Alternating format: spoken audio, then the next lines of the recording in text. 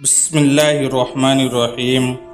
حضرت ابو ہریرہ رضی اللہ تعالیٰ عنہ کہتے ہیں کہ رسول اللہ صلی اللہ علیہ وسلم نے فرمایا، عورت کی مثال ٹیڑھی پسلی کی طرح ہے، اگر تم اسے سیدھا کرنے لگو گے تو توڑ دو گے، اور اگر اسے یوں ہی چھوڑے رکھا تو ٹیڑھ پن کے باوجود تم اس سے لطف اندوز ہوگے۔ حضرت ثوبان رضی اللہ تعالیٰ عنہ سے روایت ہے کہ نبی اکرم صلی اللہ علیہ وسلم نے فرمایا، خلا لینے والی عورتیں منافق ہیں۔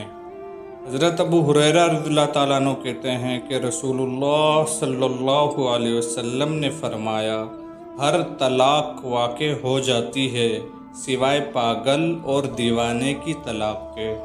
حضرت عبداللہ ابن عمر رضی اللہ تعالیٰ عنہما کہتے ہیں کہ میرے نکاح میں ایک عورت تھی، میں اس سے محبت کرتا تھا اور میرے والد اسے ناپسند کرتے تھے۔ میرے والد نے مجھے حکم دیا کہ میں اسے طلاق دے دوں، لیکن میں نے ان کی بات نہیں مانی۔ پھر میں نے اس کا ذکر نبی اکرم صلی اللہ علیہ وسلم سے کیا تو آپ صلی اللہ علیہ وسلم نے فرمایا، اے عبداللہ، تم اپنی بیویوں کو طلاق دے دو۔ حضرت عبداللہ ابن عباس رضی اللہ تعالیٰ عنہما کہتے ہیں کہ ثابت ابن قیس کی بیوی نے نبی اکرم صلی اللہ علیہ وسلم کے زمانے میں اپنے شوہر سے خلا لیا تو آپ صلی اللہ علیہ وسلم نے انہیں ایک حیض مدت گزارنے کا حکم دیا۔ حضرت ثوبان رضی اللہ تعالیٰ عنہ کہتے ہیں کہ رسول اللہ صلی اللہ علیہ وسلم نے فرمایا، جس عورت نے بغیر کسی بات کے اپنے شوہر سے طلاق طلب کی تو اس پر جنت کی خوشبو حرام ہے۔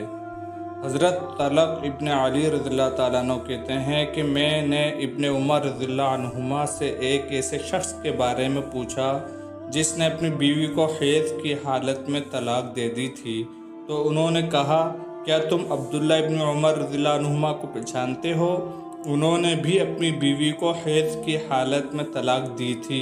حضرت عمر رضی اللہ تعالیٰ عنہ نے نبی اکرم صلی اللہ علیہ وسلم سے پوچھا تو آپ علیہ الصلوۃ والسلام نے انہیں حکم دیا کہ وہ اس سے رجوع کر لے۔